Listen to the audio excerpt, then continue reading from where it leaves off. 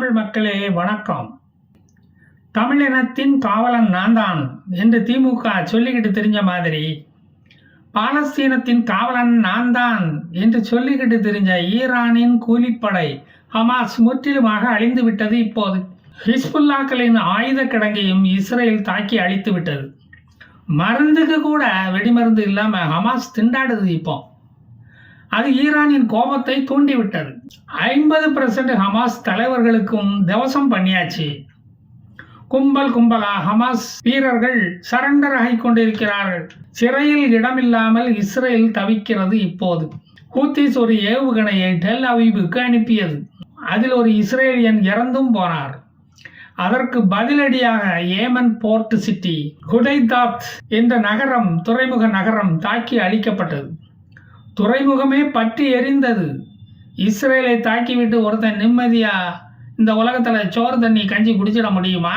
ஹூத்திஸை தாக்கியதும் Saudi Arabia கூட எங்களுக்கும் இந்த தாக்குதலுக்கும் ஒரு சம்பந்தமும் கிடையாது என்று கூறியிருக்கிறது. ஏனென்றால் ஹூத்திஸின் எதிரி இந்த சவுதி அரேபியா ஆச்சே.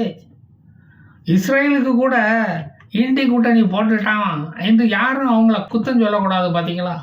அதான் முன்னக்கூடியே வாய் வளருது. இஸ்ரேலில் இருந்து 2000 கிலோமீட்டர் தூரம் இருக்கும் ஹுதைதாத் துறைமுகத்தை ஏன் தாக்கி அழிக்க வேண்டும் இந்த இஸ்ரேல்? அந்த துறைமுகம் வழியாகத்தான் ஈரானில் இருந்து ஹூத்திஸுக்கு ஏவுகணைகள், ஆயுதங்கள், ட்ரோன்கள் எல்லாம் வருது. இதுவரை 200 முறை இஸ்ரேலின் மேல் தாக்குதல் நடத்திய ஹூத்திஸின் குண்டுகளுக்கு ஒரு இஸ்ரேலியன் கூட சாகாதது அவங்களுக்கு கோபத்தை கிளப்பி விட்டுட்டு போல. இப்பதான் ஒரு இஸ்ரேலியன் இறந்து இருக்கான். அதுக்குள்ள வேலையை நீ கொடுத்தாங்கணுமா இல்லையா? லைபீரியா நாட்டு கப்பலை குறிதவறி தாக்கிவிட்டு அமெரிக்க இராணுவ கப்பலை, நேவி கப்பலை அழிச்சிட்டோம் அப்படின்னு மார்தட்டி கொக்கரிக்கிறது இந்த குருட்டு ஹூத்திஸ் இராணுவம். ஏன்டா தாக்குனேன்னு கேட்டா, காசாவில் அப்பதான் இந்த ஜியோனிஸ்டுகள் அவங்க தாக்குதலை நிறுத்துவாங்களாம்.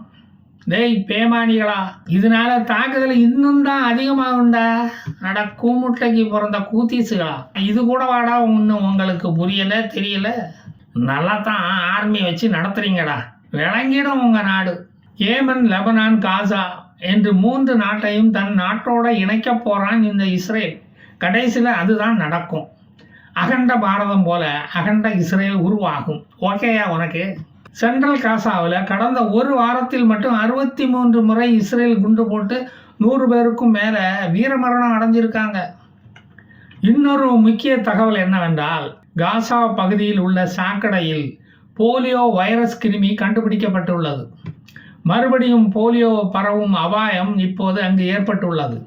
ஏற்கனவே அங்கே ஹெல்த் ஹசார்டு எல்லாம் நடந்துக்கிட்டு தான் இருக்குது. நிறைய இன்ஃபெக்ஷியஸ் டிசீஸ் பரவிக்கிட்டு தான் இருக்குது. ஹமாஸ் இஸ்ரேலுடன் தொடங்கிய இந்த போர் முட்டாள்தனமானது என்று இப்போ தான் ஹமாஸுக்கு உரைக்க தொடங்கி இருக்கான். போரை தொடர்ந்து நடத்த முடியவில்லை. ஆயுதங்களை கடத்தி கொண்டு வர உபயோகிக்கப்பட்ட டனல்கள் கான்கிரீட் கலவையால் மூடப்பட்டு விட்டன. முக்கிய படை வீரர்களின் மரணம் அவர்களை சோர்வடைய வைத்து விட்டது. அண்டர் கிரவுண்ட் நடமாட்டம் நின்று விட்டது சுத்தமா. குழிகளுக்குள் எலிகளைப் போல சேமித்து வைத்த உணவுப் பொருட்களையும் ஆயுதங்களுடன் சேர்த்து இஸ்ரேல் எரித்து அழித்து விட்டது. நாசமா போறவன் அகதிகளின் முகாமில் இருந்து வரும் உணவுகளுக்காக காத்திருக்க வேண்டியதாகிவிட்டது. ஹமாசுகள் தங்கள் முகத்தை மறைத்து கட்டி இருந்த கருப்பு துணியை அகற்றி விட்டார்கள். சிவிலியன் ட்ரெஸ்ஸில் வேஷம் போட்டுக்கிட்டு அகதிகளாக அலுமினிய தட்டுகளோடு அலைகிறார்கள். அவர்கள் போர் நிறுத்தம் வராதா என்று ஏங்க ஆரம்பித்து விட்டார்கள். பெரும்பாலான குகைகள் அழிக்கப்பட்டு உள்ளன.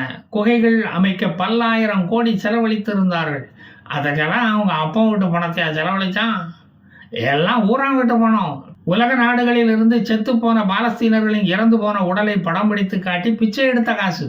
கத்தாரில் உள்ள நட்சத்திர ஓட்டல்களில் வைத்து அவை ஹமாஸ் தலைவர்களால் பங்கு பிரிக்கப்பட்டன. முகமது தெய்ஃப் தொடங்கி வைத்த இந்த அக்டோபர் 7ஆம் தேதி தாக்குதல் திருவிழா இந்த அளவுக்கு பேரழிவில் முடியும் என்று ஹமாஸ் குஞ்சிகள் கொஞ்சமும் எதிர்பார்க்கவில்லை. They underestimated the Israelis attacking capability and talent. சமீபத்தில் முகமது தெய்ஃப் இஸ்ரேல் இராணுவத்தால் தாக்கி கொல்லப்பட்ட போது பெருசா எதிர்ப்பு ஒன்றும் அங்கே கிளம்பவில்லை. அப்போதே இஸ்ரேல் இராணுவத்துக்கு தெரிந்துவிட்டது ஹமாஸின் கை ஒடிந்து விட்டது, விஷப்பல்லு முறிந்து விட்டது என்று. எங்களை வச்சு நீங்க காமெடி ஒன்றும் பண்ணலையே என்று இஸ்ரேலியர்கள் எச்சரிக்கையுடன் கேட்டு ரொம்ப ஆச்சரியப்பட்டு போனார்கள் இந்த எதிர்த்தாக்குதல் இல்லாமல் போனதை பார்த்து. எகிப்திலிருந்து ஹமாஸுக்கு வந்த ஆயுத சப்ளை நின்று போய்விட்டது. IDF அதை கச்சிதமாக செய்து முடித்து விட்டது. எகிப்துக்கு போக ஹமாஸ் போட்ட டனல்கள் இப்போது இஸ்ரேல் கைவசம் இருக்கிறது. ஹமாஸ் வர வர ஒரு ஆர்மி மாதிரி செயல்படாமல் ஒரு தனி மனிதன், ஒரு தனி நபராக செயல்பட ஆரம்பித்து விட்டார்கள். அவர்கள் தாக்குதல் இப்போது ஒரு கொரில்லா தாக்குதல் மாதிரி தான் இருக்கின்றன. தாக்கிவிட்டு ஓடி ஒளிவது இப்போ அவங்களது ஸ்டைல். புகை வந்த திசையில் இஸ்ரேல் இராணுவம் அவர்களை ஈஸியாக தேடி கண்டுபிடிச்சு அழித்து விடுவார்கள். மொசாத், ஷின்பெட் ஹமாஸ் தலைவர்களின் இருப்பிடத்தை கண்டுபிடித்து இஸ்ரேல் இராணுவத்திடம் சொல்லிவிடுகிறது. இஸ்ரேலிய ட்ரோன்கள் வந்து ஈஸியாக அவர்களை சுவாகா பண்ணிவிட்டு சென்று விடுகிறது. யாஹ்யா சின்வரின் பாடிகார்டை இஸ்ரேல் இராணுவம் சமீபத்தில் கொன்றுவிட்டது. பாடிகார்டு இறந்ததை சொன்னால் கேவலம் என்று அதை ஹமாஸுகள் மறைக்கின்றன. ஹமாஸுகளின் படைபலம் குறைந்து விட்டதால் ஈரான் புதிதாக ஒரு பயங்கரவாத படையை லெபனான் வழியாக அனுப்பியுள்ளது. இந்த புதிய பயங்கரவாத படைக்கு பெயர் லெபனீஸ் ரெசிஸ்டன்ஸ் பிரிகேட். இந்த பயங்கரவாதிகள் இஸ்ரேல் மேல் ஒரு 40 ஏவுகணைகளை இஷ்டத்துக்கும் விட்டு அனுப்பி டெஸ்ட் பண்ணியிருக்காங்க. நாங்கள் சாக தயாராக வந்து விட்டோம்னு இஸ்ரேல்கிட்ட போய் சொல்லியா அப்படின்னு கூவுகிறார்கள். யாஹ்யா சின்வருக்கு உயிருக்கு பயந்து ஓடி ஒளிகிற முக்கிய வேலை இருப்பதால் அவரது தம்பி முகமது சின்வரை படைத்தலைவனாக சார்ஜ் எடுக்க வைத்து விட்டார். யாஹ்யா இறந்து விட்டாரா என்பது இன்னும் உறுதிப்படுத்தப்படவில்லை. மனுஷன் தலை காட்டினாதான் தலையை எடுத்துருவாங்களே, அதனால சூரப்புலி இப்போது பதுங்கி விட்டது. இதுவரை 14,000 ஹமாஸ் படை வீரர்கள் கொல்லப்பட்டு விட்டார்கள். 6 சீனியர் கமாண்டர்கள் ஏற்கனவே காலி. 150 கம்பெனி கமாண்டர்கள் தங்களது கம்பெனியை மூடிவிட்டு மேல் உலகத்துக்கு டூர் போய்விட்டார்கள். 20 பட்டாலியன் ரேங்க் கமாண்டர்கள் ஹமாஸின் மூடத்தனத்துக்கு பலியாகி விட்டார்கள். மிச்சம் மீதி இருக்கிற வீரர்களை வைத்து நாங்கள் என்ன நாக்கு வலிக்கவா என்று மற்ற கமாண்டர்கள் கேட்கிறார்களாம். எகிப்து பார்டரில் இருந்த 25 டனல்கள் க்ளோஸ் ஆனதுமே ஹமாஸுகளின் நாடி நரம்புகள் ஓய்ந்து அடங்கிவிட்டது. ஒரு பக்கம் ட்ரோன் கொல்லுது, இன்னொரு பக்கம் மெர்காப்பா டேங்குகள் கொல்லுது, மறுபக்கம் F-22 விமானப்படை குண்டு மழை பொழிகிறது. பத்தாவதுக்கு தரைப்படையின் துவம்சம் வேறு. அவங்க என்னதாயா செய்வான்? டனல்களை தகர்ப்பதற்கு என்று இஸ்ரேல் இராணுவத்தில் பயிற்சி பெற்ற இராணுவ என்ஜினியர்கள் இருப்பது இந்த சுக்கு காப்பி குடிக்கும் ஹமாஸுகளுக்கு தெரியாது. அவங்களுக்கு ட்ரைனிங் கொடுப்பதே இந்த மொசாத்து தான், அதுவும் அவங்களுக்கு தெரியாது. ஹமாஸுகளின் டனலுக்குள்ள போய் பார்த்த இஸ்ரேல் இராணுவம் என்ன சொல்லுகிறது தெரியுமா? பாலஸ்தீனர்களின் வீடுகளுக்கு கூட இந்த அளவுக்கு ஹமாஸ் அரசாங்கம் எலக்ட்ரிசிட்டி வசதி, குடிநீர் வசதி செய்து கொடுக்கவில்லை. இன்டர்காம் வசதி என்ன, டிவி பெட்டிகள், வைஃபை கனெக்ஷன் என்ன, ஃப்ரிட்ஜ், ஏசி வசதி செய்யப்பட்ட அறைகள் என்று அமர்க்களப்படுத்தி இருக்கிறார்கள் அங்கு. இப்போ அதெல்லாம் போச்சா இந்த குகைவாசிகளுக்கு என்று பாலஸ்தீனர்கள் கமெண்ட் அடிக்கிறார்களாம். அவ்வளவு வசதியாம் மண்ணுக்கு அடியில். மண்ணுக்குள்ள போறவனுக்கு இவ்வளவு வசதியா?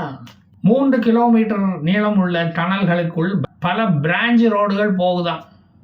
அதில் இஸ்ரேல் இராணுவ வீரர்களை சிக்க வைப்பதற்காக குழந்தைகள் பேசி சிரித்து விளையாடும் போது ஏற்படும் சப்தங்களை ரெக்கார்ட் பண்ணி அதை ஓடவிட்டு வைத்திருக்கிறார்கள். ஏமாந்த இஸ்ரேலிய இராணுவத்தினரை கொல்ல அவர்கள் வைத்த பூபி ட்ராப் அது. அதை செட் பண்ணி வச்சிருக்காங்க. ஆனால் இஸ்ரேலியன் ஏமாறுவானா? ஹமாஸின் தோல்வி ஈரானை ரொம்பவும் புண்படுத்தி விட்டதாம். இதுக்காடா இவ்வளவு பணம் செலவு பண்ணி உங்களை படிக்க வச்சேன்? இப்படி முட்டை மார்க்கை எடுத்துட்டு வந்து நிற்கிறீங்களாடா? ப்ராக்ரஸ் ரிப்போர்ட் காலில் நான் கையெழுத்து போட மாட்டேன் அப்படின்னு சொல்லிட்டாராம் தலைவர். அதனால் புத்தம் புதிய தீவிரவாத கும்பலை ஈரான் தற்போது காசாவுக்குள்ள அனுப்பி இருக்கிறது. அவர்களை வெத்தலை பாக்கு வச்சு அழைக்க இஸ்ரேல் இராணுவமும் அங்கு தயாராக உள்ளது. முகமது டெய்ஃபுடன் இறந்தவர்களில் Mohammed Shafana, Rafa Salma, Ayman Nofal, Izzaldin Haddad, Ahmed Kandor, Ayman Shiyam, Raed Tanbat, Ghazi Abu Tamane, Raed Saad, Imad Akal, Mohammed அகல், மர்வானே ஈசாக் போன்ற உலகின் தலைசிறந்த பயங்கரவாதிகள், இறந்தவர்களில் முக்கியமானவர்கள். இவர்கள் உயிர் பிழைத்தாலும் இஸ்ரேலிய சிறைகளில் கிடந்து வாடணும். அதுக்கு பேசாம சாவறது நல்லது இல்லையா? ஹமாஸின் எதிர்ப்பு இப்போது குறைந்து விட்டதால் இஸ்ரேல் ராணுவத்தின் பாதி படைகள் இப்போது லெபனான் பார்டருக்கு போய்விட்டது. அங்கு ஹிஸ்புல்லாக்களை தூங்க விடாமல் தாக்குதல் நடத்தி கொண்டு இருக்கிறார்கள் இஸ்ரேலிய வீரர்கள். இஸ்ரேல் லெபனான் போர் நீடித்தால் அமெரிக்காவும் போரில் இறங்கும் என்று சொல்கிறார்கள். அமெரிக்க தேர்தல் முடிந்ததும் இந்த முடிவுகள் மாறலாம். எப்படி தெரியும்? எனக்கு என்னப்பா தெரியும்? சும்மா அடிச்சு விடுன்னு செயல்பாபு சொன்னதை தானே நான் செய்கிறேன். இதுல ஒரு சாரர் அமெரிக்க தேர்தல் முடியும் முன்பே பாலஸ்தீனர்களின் சோழியை முடிக்கணும் அப்படின்னு சொல்றாங்களாம். நேத்தன்யாகு கடைசி வரை ஹமாஸ் என்று சொல்லிக்கிட்டு நெஞ்சில பேட்ஜ் குத்திக்கிட்டு திரியறவன அத்தனை வரையும் சாகிற வரையும் போர் தொடரணும், நிறுத்தக்கூடாது அப்படின்னு சொல்றாரு. கூட்டம் கூட்டமாக ஹமாஸுகள் சரண்டராக முடிவு எடுத்து விட்டார்களாம். ஜெயிலில் இடம் இல்லாததால் இவர்கள் போரில் வீர மரணம் அடைந்து விட்டதாக அறிவிச்சிடலாமா, தியாகி ஆக்கிடலாமா என்று இஸ்ரேல் யோசிக்கிறதாம். இப்ப துப்பாக்கி பிடிச்சு சுட தெரியாதவன் எல்லாம் ஹமாஸ் கமாண்டர் ஆயிட்டாங்களாம். இந்த திடீர் ப்ரமோஷன் ஆனதுக்கு சக வீரர்கள் பார்ட்டி வைங்கன்னு கேட்கிறாங்களாம். 1979 ஆண்டு இஸ்ரேலுக்கும் எகிப்துக்கும் நடந்த ஒப்பந்தப்படி இஸ்ரேல் எகிப்து பார்டரில் உள்ள பிலடெல்பி பகுதிக்கு வரக்கூடாது என்பது ஒப்பந்தமாகும். ஆனால் இப்ப இஸ்ரேல் ராணுவம் அங்குதான் முகாமிட்டு தங்கி இருக்காங்களாம். அவனை சட்டையை பிடிச்சி ஏன்டா இங்க வந்து டோரா போட்டிருக்கேன்னு கேட்க முடியுமா உங்களால?